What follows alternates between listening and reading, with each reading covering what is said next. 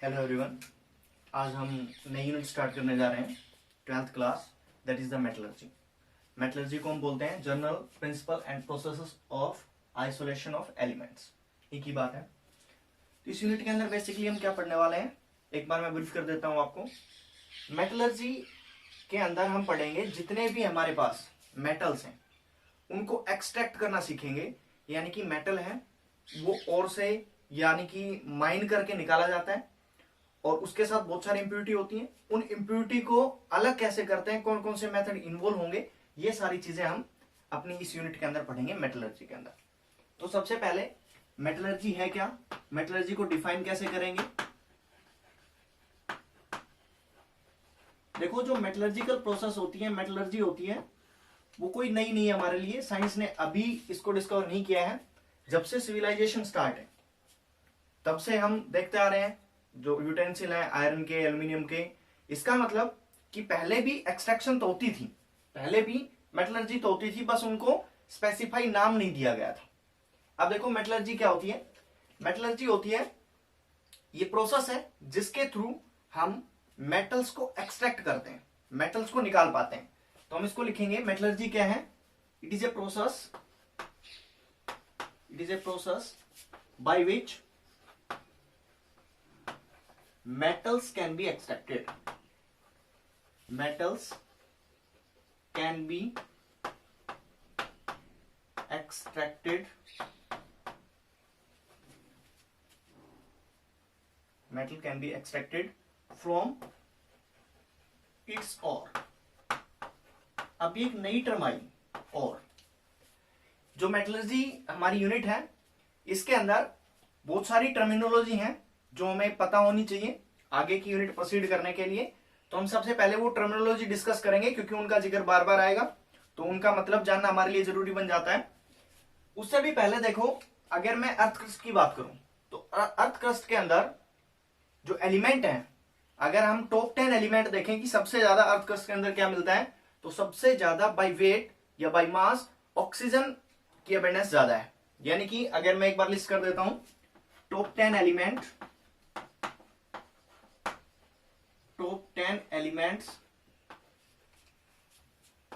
found in earth crust.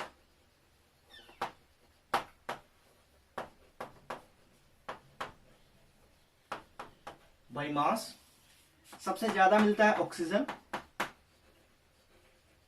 उसके बाद silicon, third number पे है अपना एल्यूमिनियम, फोर्थ नंबर पे आयरन, फिफ्थ नंबर पे है कैल्शियम, सिक्स्थ नंबर पे कैल्शियम के बाद अपने पास मैग्नीशियम,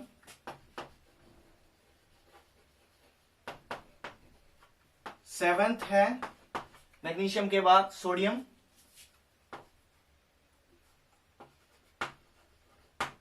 देन पोटेशियम,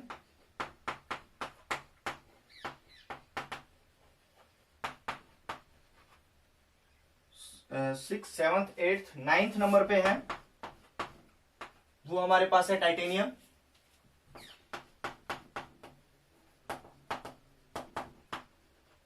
और 10th नंबर पे दैट इज द हाइड्रोजन। ये नेचुरल अबेंडेंस है अर्थ क्रस्ट के अंदर एलिमेंट्स की, बाई मास है ये, सबसे ज्यादा ऑक्सीजन मिलती है।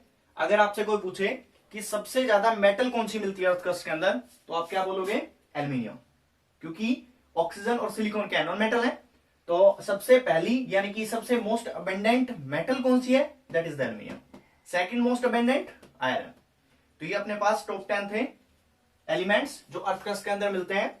अब हम बात करेंगे जो जनरल टर्मिनोलॉजी यूज होगी मेटलर्जिकल प्रोसेस के अंदर, वो सबसे पहले इसके अंदर एक टर्म आती है, related term, that is the minerals. अब देखो मिनरल्स को कैसे डिफाइन करेंगे, मिनरल्स क्या होते हैं ये देखते हैं। सबसे पहली term that is the minerals. Earth crust के अंदर मेटल जिस भी फॉर्म में मिलती है, किसी भी कंपाउंड फॉर्म में या जिस भी फॉर्म में मिलती है, उसको हम मिनरल्स बोलेंगे। यानी कि अगर मैं इसको डिफाइन करूं मिनरल्स क्या है, तो हम लिखेंगे minerals are the various compounds and forms of metal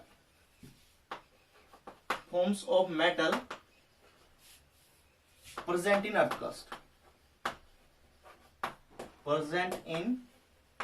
earth crust, यानी कि अर्थ क्रस्ट के अंदर मेटल जिस भी फॉर्म में मिलती है, जिसके साथ भी कंपाउंड बना के मिलती है, कैसे भी मिलती है, उसको हम सबको क्या बोलेंगे? मिनरल्स। इसी से रिलेटेड टर्म आती है दैट इज ओर्स, या और क्या होंगे, और किसको बोलेंगे?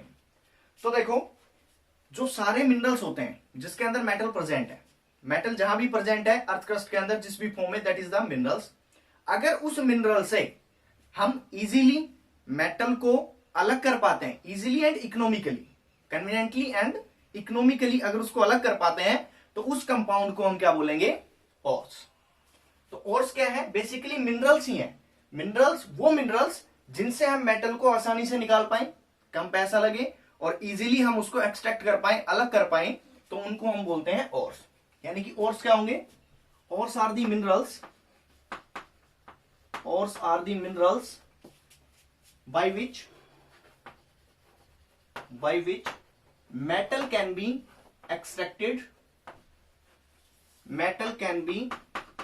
extracted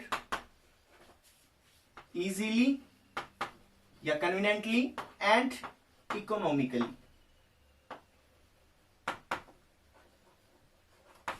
सस्ते तरीके से और आसानी से अगर मेटल को मैं निकाल पाता हूं किसी कंपाउंड से, तो हम उसको क्या बोलेंगे?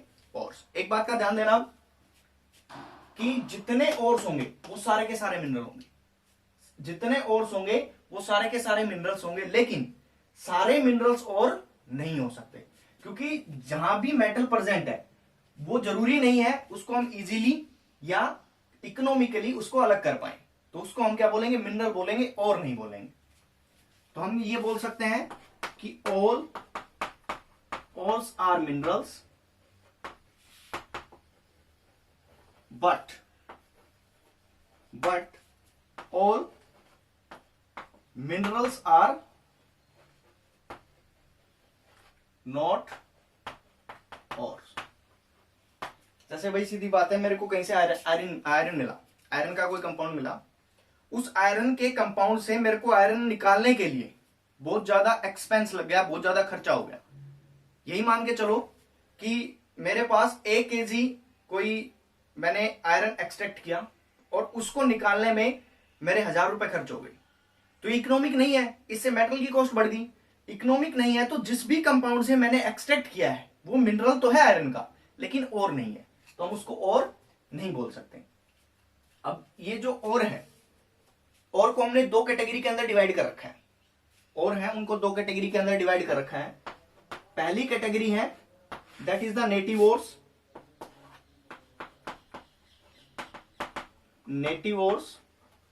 and second one is the combined ore,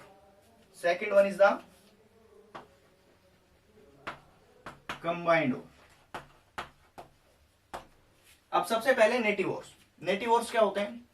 native ores वो ओर होंगे जहां पे मेटल फ्री स्टेट के अंदर प्रेजेंट है, फ्री स्टेट या मैं बोलूं नेटिव फॉर्म के अंदर, जहां पे जो मेटल है वो फ्री स्टेट के अंदर प्रेजेंट है, तो उनको हम बोलते हैं नेटिव ओर्स, या नेटिव फॉर्म के अंदर प्रेजेंट है।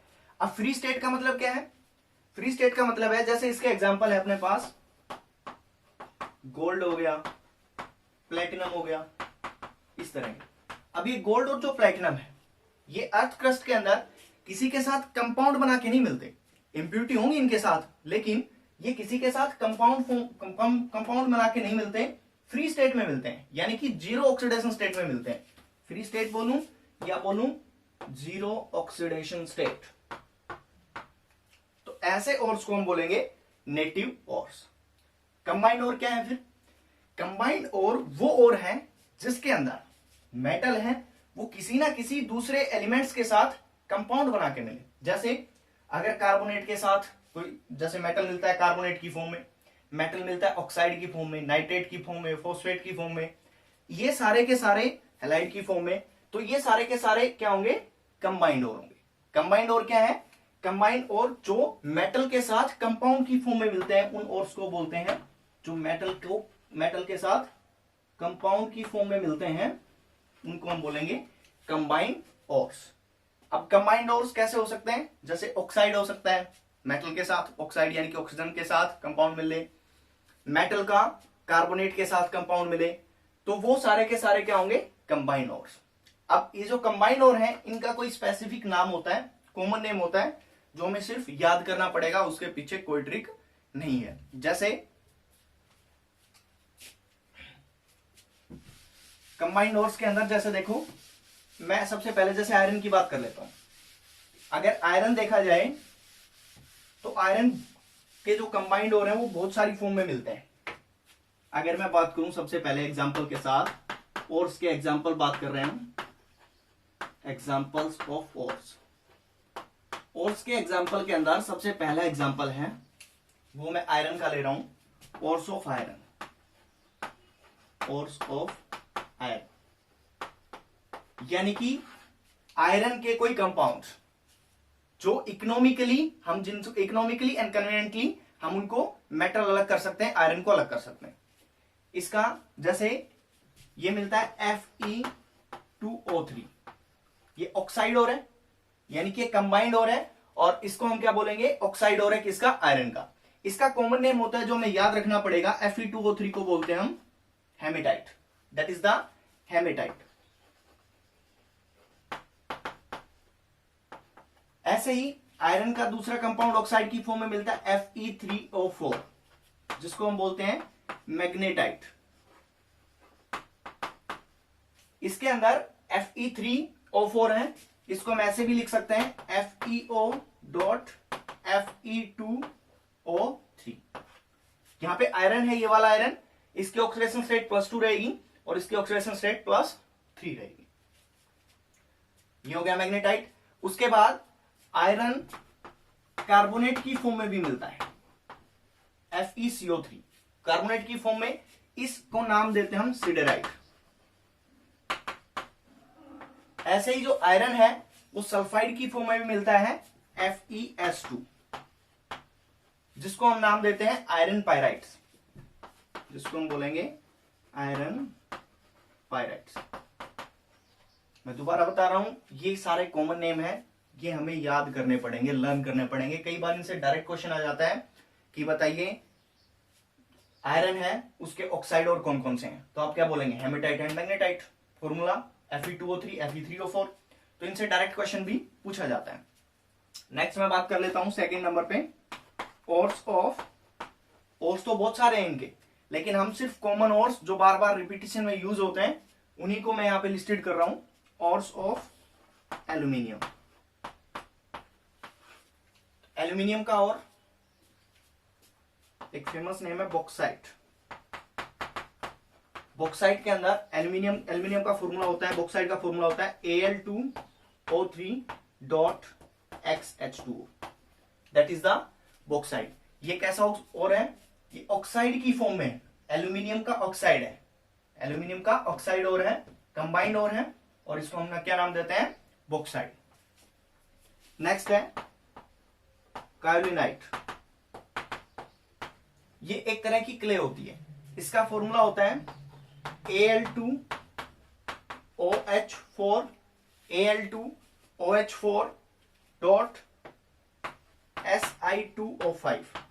ये एक तरह की क्ले है, दैट इज द कायोलिनाइट। उसके बाद है नेक्स्ट हमारे पास ores of copper.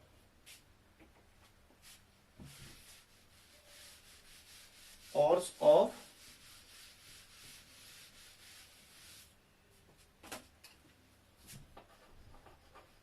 Copper. Ores of copper के अंदर कॉपर ग्लास, कॉपर ग्लास, जहां पे कॉपर सल्फाइड की फॉर्म में मिलता है यानी कि Cu2S। ऐसे ही क्यूपराइट, क्यूपराइट ऑक्साइड की फॉर्म में Cu2O। ऐसे ही हमारे पास आता है एक कॉपर पायराइट, कॉपर पायराइट्स। जो कॉपर पायराइट होता है उसका फॉर्मूला होगा CuFeS2, that is the copper pyrite. उसके बाद आता है मेलाचाइट।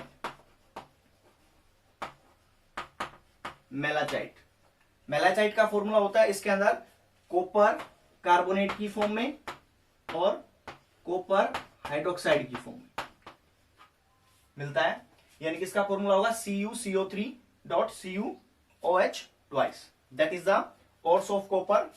नेक्स्ट है हमारे पास, ये थर्ड था, fourth ores of zinc. Zinc के ओर के अंदर zinc blende ZnS, zinc blende formula होता है ZnS। इसके बाद कैलामाइन, जो कि जिंक का कार्बोनेट के साथ जो और होता है उसको बोलते हैं हम कैलामाइन, यानी कि ZnCO3। इसी तरह से जिंक का एक और भी और होता है, दैट इज द जिनेसाइट। ये होगा ZnO, जिनेसाइट। नेक्स्ट हमारे पास ओर्स ऑफ लेड Pb, इसके अंदर PbS, that is the galena, PbS galena. तो ये हमारे पास और थे, इनके कॉमन नेम थे, ये हमें याद करने पड़ेंगे। अब तक हमने पढ़ा है मिनरल्स ओर्स। नेक्स्ट इसके अंदर जो रिलेटेड टर्म यूज होती है that is the gang and matrix. Third terminology that is the gang, और इसको हम मैट्रिक्स भी बोलते हैं और इंप्यूरिटीज भी बोला जाता है। देखो, जो आपके पास और होगा उसके अंदर बहुत सारी इंप्यूरिटी प्रेजेंट होंगी, उनमें से जो अर्थी और सिलिशियस जो इंप्यूरिटी है उनको हम क्या बोलते हैं, गैंग बोलते हैं या मैट्रिक्स बोलते हैं। यानी कि सिंपल वर्ड्स में अगर मैं बोलूं कि और के साथ जो इंप्यूरिटी, अर्थी इंप्यूरिटी प्रेजेंट होती है उसी को क्या बोला जाता है, गैंग। तो आप क्या बोलोगे, दीज आर दी अर्थी and siliceous impurities present with और, यानी कि प्रेजेंट इन और, मेटल के साथ और के अंदर प्रेजेंट होती हैं। जैसे एग्जांपल हो गया SiO2, CO2 एक्स्ट्रा। तो ये कुछ बेसिक टर्म्स थी जो हमें पता होनी जरूरी है, क्योंकि बार बार वर्ड आएगा बॉक्साइड, बार बार वर्ड आएगा और क्या होते हैं, बार बार वर्ड आएगा मिनरल्स, तो ये हमें पता होना जरूरी है। नेक्स्ट हम आउटलाइन पढ़ने वाले हैं अब मेटलर्जिकल प्रोसेस की, कि इसके अंदर मेटलर्जी प्रोसेस के अंदर आउटलाइन क्या क्या होगी, कौन कौन से स्टेप इन्वॉल्व होंगे, कैसे हम एक और से मेटल को अलग करें। अब जो हम पढ़ने वाले हैं वो पढ़ने वाले हैं और से मेटल को अलग करने में किन किन प्रोसेस से गुजरना पड़ेगा, कौन कौन सी प्रोसेस होती हैं। तो देखो, सबसे पहले जब हम अर्थ क्रस्ट के अंदर माइनिंग करते हैं, खुदाई करते हैं, तो हमारे पास ऐसा तो है नहीं कि लम्स मिलते हैं, हमें मेटल के लम्स मिलते हैं, और के लम्स मिलते हैं जिसके अंदर बहुत सारी इंप्यूरिटीज प्रेजेंट होती हैं। तो अब हमें क्या करना पड़ेगा, उन लम्स को डिफरेंट डिफरेंट प्रोसेस के थ्रू जाएंगे, मेटलर्जिकल प्रोसेस, और उनसे मेटल को एक्सट्रैक्ट करेंगे, मेटल को अलग करेंगे। तो सबसे पहले कि जो हमारे पास मेटलर्जिकल प्रोसेस है उनकी मैं आउटलाइन बता रहा हूं आपको, कौन कौन सी जनरल प्रोसेस इन्वॉल्व होंगी। आउटलाइन ऑफ मेटलर्जी, इसके अंदर देखो, सबसे पहले आपको क्या होगा, और मिलेगा, और वो जो और होगा वो किसकी फॉर्म में होगा, लम्प्स की फॉर्म में होगा, बड़े बड़े टुकड़े होंगे, लम्प्स की फॉर्म में होगा। तो उसको हमें क्या करना है, सबसे पहले तो उसकी क्रशिंग एंड ग्राइंडिंग करनी है, मतलब उसको छोटे छोटे टुकड़ों में या पाउडर फॉर्म में कन्वर्ट करना है। तो पहली जो प्रोसेस होगी हमारी, ए से लिख रहा हूं मैं, पहली प्रोसेस वो होगी क्रशिंग एंड ग्राइंडिंग। पहली प्रोसेस क्रशिंग एंड ग्राइंडिंग। उसके बाद पहले बड़े टुकड़ों को हमने छोटे में कन्वर्ट करने के बाद जो नेक्स्ट हमारी जो प्रोसेस होगी that is the concentration process. Concentration का मतलब कि अब जो हमारे पास और है उसके अंदर इंप्यूरिटी है और मेटल है, तो इंप्यूरिटी को कम कर दें, इम्प्योरिटी को कम कर देंगे तो मेटल की कंसंट्रेशन इंक्रीज हो जाएगी। तो जो सेकंड हमारे पास प्रोसेस होगी that is the concentration of ore, concentration of ores, और की कंसंट्रेशन करना है। नेक्स्ट जो हमारे पास प्रोसेस होगी, अब हमने क्या किया, पहले हमारे पास बड़े बड़े लम्प्स थे, उनको तोड़ के छोटे टुकड़ों में आप बारीक पाउडर के अंदर कन्वर्ट किया। उसके बाद उससे कुछ इंप्यूरिटी हटा दी। इंप्यूरिटी हटाने के बाद वो जो आपके पास मेटल बचा है उसको ऑक्साइड की फॉर्म में कन्वर्ट करेंगे। ऑक्साइड की फॉर्म में कन्वर्ट क्यों करते हैं वो समझेंगे हम। कंसंट्रेशन ऑफ ओर के बाद conversion of ore into oxide, क्योंकि जो ऑक्साइड है जो वो चाहे आपके पास मेटल किसी भी फॉर्म में मिला हो, कार्बोनेट, फॉस्फेट, नाइट्रेट, किसी भी फॉर्म में मिला हो, हम पहले उसको क्या करेंगे, ऑक्साइड की फॉर्म में कन्वर्ट करेंगे। ऑक्साइड की फॉर्म में कन्वर्ट करने का एक फायदा हो जाता है कि हम जब उसका रिडक्शन करवाते हैं तो रिडक्शन इजी हो जाएगा। अब रिडक्शन, इससे नेक्स्ट प्रोसेस आएगी D, that is the reduction process. Reduction, metal का ऑक्साइड बनाया था हमने, अब इस ऑक्सीजन को भी रिमूव करना है। इस प्रोसेस ये हम कैसे कर सकते हैं, बाय रिडक्शन। और मेटल ऑक्साइड का रिडक्शन इजी होता है, इसलिए हमने ऑक्साइड में कन्वर्ट किया है। तो अब जो मेटल ऑक्साइड बचा उसके बाद क्या हुआ, रिडक्शन करवाया। रिडक्शन करवाने के बाद हमें मेटल मिलेगा, लेकिन वो मेटल इंप्योर फॉर्म में होगा। मेटल मिलेगा लेकिन वो इंप्योर फॉर्म में होगा। इंप्योर फॉर्म में होगा तो हमें क्या करना पड़ेगा, उसको रिफाइन करना पड़ेगा, उसको और अच्छे से उसके अंदर मेटल की कंसंट्रेशन बढ़ानी पड़ेगी। जैसे मान लो यहां तक आते आते हमने 90 या 91, 95% तक हम प्योर कर लाए मेटल को, लेकिन उससे भी ज्यादा प्योरिटी की जरूरत है। तो हम उसके बाद क्या करते हैं, नेक्स्ट प्रोसेस होती है, मैं यहां से लिख रहा हूं, process E, that is the refining. और रिफाइनिंग के बाद हमें मिल जाता है प्योर मेटल। प्योर मेटल हमें मिल जाएगा। तो जनरल ये प्रोसेस इन्वॉल्व होंगी। मैं एक बार यहीं पे आपको वो प्रोसेस बता देता हूं कि अगर मैं इस स्टेप से इस स्टेप में आता हूं तो कौन कौन सी प्रोसेस इन्वॉल्व होंगी, बाद में हम उनकी डिटेल डिस्कशन करेंगे। तो सबसे पहले जो लम्प्स होते हैं उनको स्टील मिल या बॉल मिल के थ्रू क्रश कर लिया जाता है। क्रशिंग एंड ग्राइंडिंग करने के बाद जो कंसंट्रेशन तक आते हैं, तो कंसंट्रेशन आने के दो तरीके हैं आपके पास, एक तो फिजिकल मेथड है और एक है केमिकल मेथड। फिजिकल मेथड के अंदर सबसे पहले कंसंट्रेशन हम कर सकते हैं बाई हैंड पिकिंग, इंप्यूरिटीज को हाथ से अलग कर दें। सेकंड जो प्रोसेस है हमारे पास that is the hydraulic washing. Hydraulic washing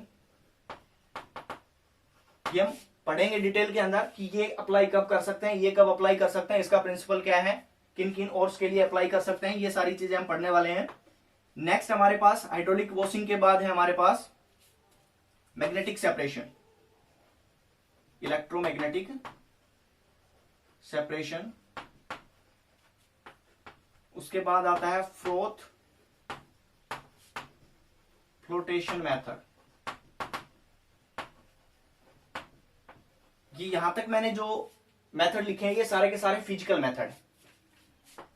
chemical method है that is the leaching. In process जो हमने क्रश कर लिया, ग्राइंड कर लिया जो भी, और उसको इन प्रोसेस के थ्रू हम उसको कंसंट्रेट कर लेंगे। अब कंसंट्रेशन के बाद मेरे को क्या करना है, और को कन्वर्ट करना है ऑक्साइड के अंदर। तो दो प्रोसेस इन्वॉल्व होती है यहां पे, रोस्टिंग और calcination.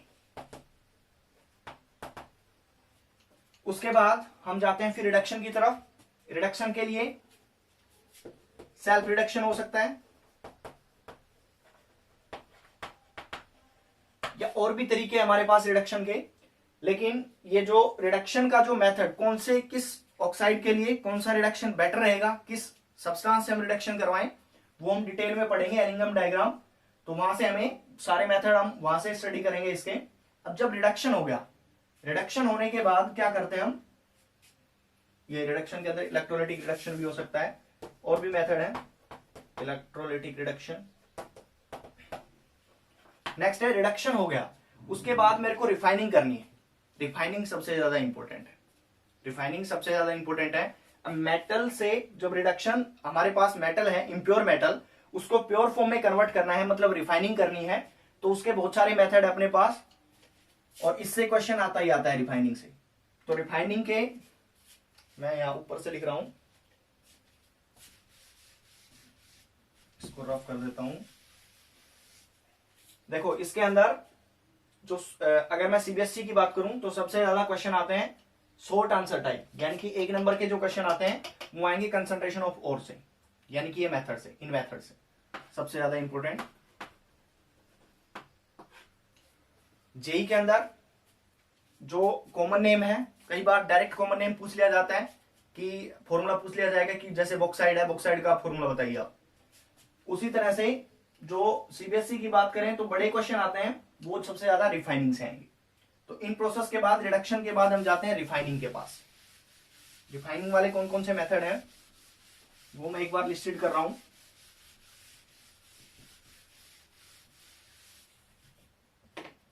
Next is the reduction से हम रिफाइनिंग तक जाते हैं, तो ये वाली प्रोसेस इन्वॉल्व होती है।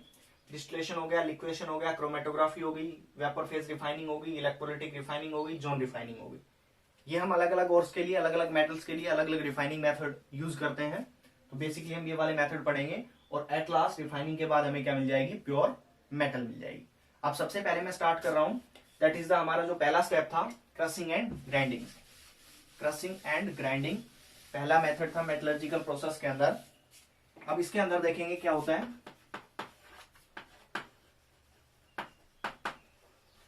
क्रशिंग एंड ग्राइंडिंग, जैसा कि नाम से पता लग रहा है कि जो मेरे पास ओर्स मिलेगा मेरे को, वो लम्प्स की फॉर्म में मिलेगा, ह्यूज लम्प्स की फॉर्म में मिलेगा। तो उसको स्मॉल स्मॉल पीसीज में, जो लम्प्स हैं उनको अगर मैं स्मॉल पीसीज में कन्वर्ट करता हूं, स्मॉल पीसीज में कन्वर्ट करता हूं, स्मॉल पीसीज में कन्वर्ट करता हूं, तो इस प्रोसेस को हम क्या बोलते हैं, क्रशिंग। यानी कि उनको क्रश कर दिया जाएगा किसी भी क्रैशर से, हथौड़े से, कैसे भी उनको छोटे पार्टिकल्स में कन्वर्ट कर दिया जाएगा। अब ये जो स्मॉल पीस बने, जो स्मॉल पीसेस बने हैं, स्मॉल जो पीसेस बने हैं, अगर मैं इसको पाउडर फॉर्म में कन्वर्ट करता हूं तो उसके लिए हम यूज करते हैं बेसिकली स्टम्प मिल या ball mills, ball mills use करते हैं। इसके अंदर क्या होगा, देखो ये कुछ इस तरह की होती हैं। जैसे ये हमारे पास एक स्टील है कोई, उसके ऊपर राउंड राउंड ऐसे स्टील की बॉल रहेंगी, उसके ऊपर एक दूसरी इस तरह से लेयर रहेगी, और इनके बीच में हम कहीं पे भी यहाँ पे एक अपना जो लम्प्स है, यानी कि जो टुकड़े हमने किए थे और के, वो रख देते हैं और इनको रोटेट करवाते हैं। ये अपोजिट डायरेक्शन में रोटेट करती हैं। जब ये ऐसे रोटेट करेंगी तो ये लम्प्स का जो टुकड़ा है, ये और का जो टुकड़ा है, ये इन बॉल्स के कांटेक्ट में आएगा, क्योंकि ये बॉल्स राउंड है, घूमेंगी, और ये इसको क्रश कर देंगी, और क्रश करने के बाद इसको पाउडर फॉर्म में कन्वर्ट कर देंगी। इस प्रोसेस को, यानी कि process of conversion of small pieces of ore into powder is known as pulverisation. इस प्रोसेस को हम बोलते हैं पल्वराइजेशन।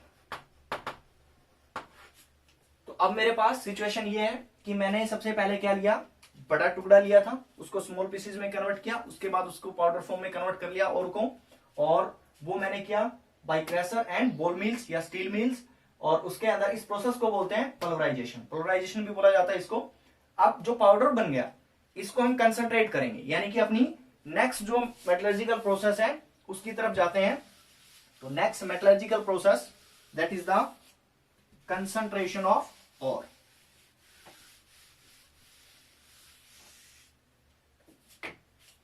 नेक्स्ट प्रोसेस है process B, that is the concentration of ores.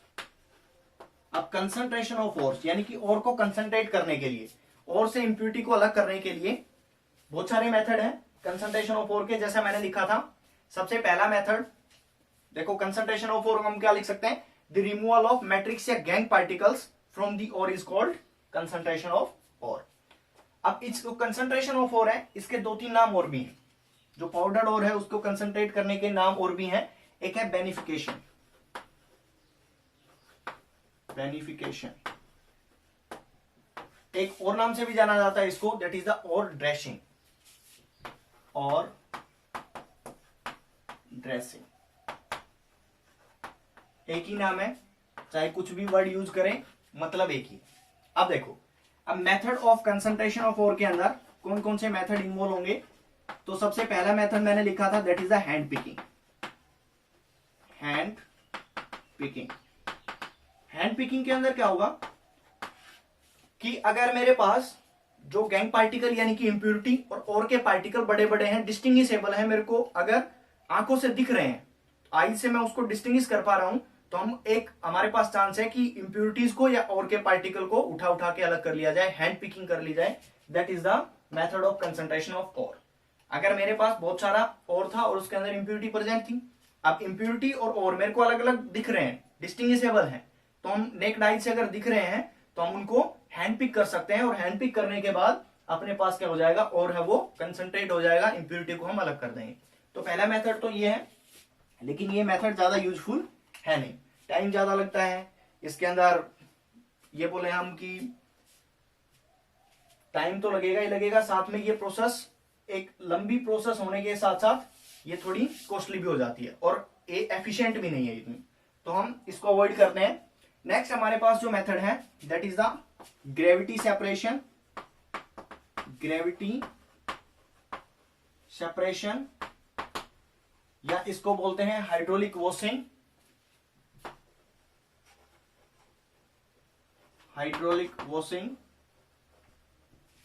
या हम इसको बोल सकते हैं लेविगेशन, या हम इसको बोल सकते हैं लेविगेशन। अब इसके अंदर देखो क्या होगा, जैसा कि नाम से पता लग रहा है, ग्रेविटी सेपरेशन। ग्रेविटी सेपरेशन मतलब कि और जो इंप्यूरिटीज के पार्टिकल हैं उनके अंदर ग्रेविटी का डिफरेंस रहेगा, मतलब उनमें अंदर डेंसिटी का डिफरेंस रहेगा। ये मेथड हम तब यूज करेंगे जब मेरे पास और के पार्टिकल या और के पार्टिकल और इंप्यूरिटी के पार्टिकल उनकी डेंसिटी अलग अलग हो। एक जनरल मेरे को इस नाम से समझ में आ रहा है, हाइड्रोलिक वॉशिंग मतलब वाटर से वॉश करना, या ग्रेविटी सेपरेशन, लेविगेशन, इसका मतलब सिंपल इतना समझते हैं, ऐसे समझते हैं कि मेरे पास क्या होगा, एक इस तरह का कंटेनर है, इस तरह का कंटेनर है। अब इस कंटेनर के अंदर मैंने और भर रखा है इंप्यूरिटीज के साथ, ठीक है। अब क्या करवाते हैं, ये और भर रखा है मैंने, अब इसके अंदर यहां से हम वाटर फ्लो करवाते हैं। जब हम वाटर फ्लो करवाऊंगा यहां से, तो क्या होगा देखो, इसके अंदर इसका बेसिक प्रिंसिपल है कि जो आपके पास और के पार्टिकल हैं और जो आपके पास इंप्यूरिटीज हैं उनकी डेंसिटी अलग अलग होगी। अगर उसकी डेंसिटी अलग होगी, और की डेंसिटी ज्यादा होगी और इसकी डेंसिटी कम होगी। अगर there is a difference between the specific gravity, या मैं बोलूं density of ore and impurities, then we can apply this method. अब इसके अंदर क्या होगा, जब मैं वाटर यहां से फ्लो करवाऊंगा तो वाटर इसके अंदर भर जाएगा। जब वाटर भरेगा तो इसके अंदर जो इंप्यूरिटी होंगी, जिनकी डेंसिटी हमने कम मानी है, तो वो इंप्यूरिटी क्या होंगी, यहाँ पे टॉप पे आ जाएंगी, इंप्यूरिटी ऊपर चली जाएंगी पानी के अंदर। जबकि जो और के पार्टिकल हैं उनकी डेंसिटी ज्यादा है, मतलब भारी है, तो वो क्या हो जाएंगे, यहाँ पे इकट्ठा हो जाएंगे इस तरह से, और इंप्यूरिटी यहां से फ्लो करके ऐसे बाहर चली जाएगी। यानी कि आपके पास इंप्यूरिटी है वो पास आउट हो गई, और जो और के पार्टिकल है वो नीचे आ गए। इस मेथड को बोलते हैं हाइड्रोलिक वॉशिंग। इसके अंदर क्या हुआ, ये हमने और लिया था, और ये यहां पे हमें क्या मिला, कंसंट्रेटेड और मिला, यानी कि इसके अंदर इंप्यूरिटी बहुत कम है। ये हो गया कंसंट्रेटेड और यहां से इंप्यूरिटी बाहर चली गई। तो इसका बेसिक प्रिंसिपल क्या है, बेसिक प्रिंसिपल है, this is based on the principle of difference in specific gravity of ore and impurities. दूसरा, इसी के अंदर एक तो मेथड ये हो गया हाइड्रोलिक वॉशिंग, एक इसी के अंदर मेथड यूज करते हैं, that is the विल्फी table. विल्फी table के अंदर क्या होता है, सेम यही प्रिंसिपल, ऐसी ही बातें। विल्फी टेबल कुछ इस तरह की एक लकड़ी की टेबल टाइप होती है इस तरह से, जिसके अंदर ऐसे ग्रूव बने होंगे, इस तरह से ग्रूव बने होंगे। और हम क्या करवाते हैं, इसके अंदर यहां से मैं डालता हूं जो आपके पास पाउडर्ड और है वो, यानी कि जो क्रस्ट और यानी कि पाउडर्ड और मैंने डाला, पाउडर्ड ओर डालने के बाद इसके अंदर पाउडर ओर रख दिया, उसके बाद इसके अंदर वाटर करंट फ्लो करवाया। वाटर करंट का मतलब वाटर फ्लो करवाया यहां से। और ये जो टेबल है ये रोकिंग मोशन शो करती है, मतलब ये ऐसे हिलती है। अगर ये रॉकिंग मोशन शो करती है तो ध्यान देना एक बात, अब यहां पे मेरे पास क्या है, और के पार्टिकल है, ठीक है, और के पार्टिकल है यहाँ पे, इंप्यूरिटी है उनके साथ। जब यहां से वाटर फ्लो करेगा तो वही बात, इनकी ग्रेविटी के अंदर सेपरेशन होगा, डेंसिटी के अंदर, डेंसिटी अलग अलग है। अगर डेंसिटी अलग अलग है तो आपके पास और के पार्टिकल की डेंसिटी ज्यादा होने की वजह से वो भारी होंगे और इंप्यूरिटी वाटर के ऊपर फ्लो करेंगी। तो जब यहां से वाटर आएगा तो और के पार्टिकल तो नीचे रहेंगे, जबकि आपके पास जो इंप्यूरिटी के पार्टिकल है वो इस तरह से पास ऑन हो जाएंगे। इंप्यूरिटी आगे गई, उसके बाद यहाँ पे भी ये रॉकिंग मोशन चल रहा है इसका, ऐसे ही यहाँ पे भी और के पार्टिकल नीचे आ गए और इंप्यूरिटी आगे मूव ऑन कर दी। ऐसे करते करते हम ये देखेंगे कि इंप्यूरिटी है वो सारी चली जाएगी और हमारे पास सिर्फ क्या बच जाएंगे, और के पार्टिकल बच जाएंगे। यानी कि हमने क्या कर लिया, और को कंसंट्रेट कर लिया, उससे इंप्यूरिटी को कम कर लिया, इंप्यूरिटी अलग कर ली। तो ये हमारे पास ग्रेविटी सेपरेशन था, हाइड्रोलिक क्रॉसिंग इसका बेसिक प्रिंसिपल था, difference in the gravity difference in the specific gravity of ore and impurities, gang या मैट्रिक्स। तो ये आपके पास ग्रेविटी सेपरेशन, दो मेथड डिस्कस किए हमने कंसंट्रेशन ऑफ और के। नेक्स्ट हम मेथड डिस्कस करेंगे that is the electromagnetic separation.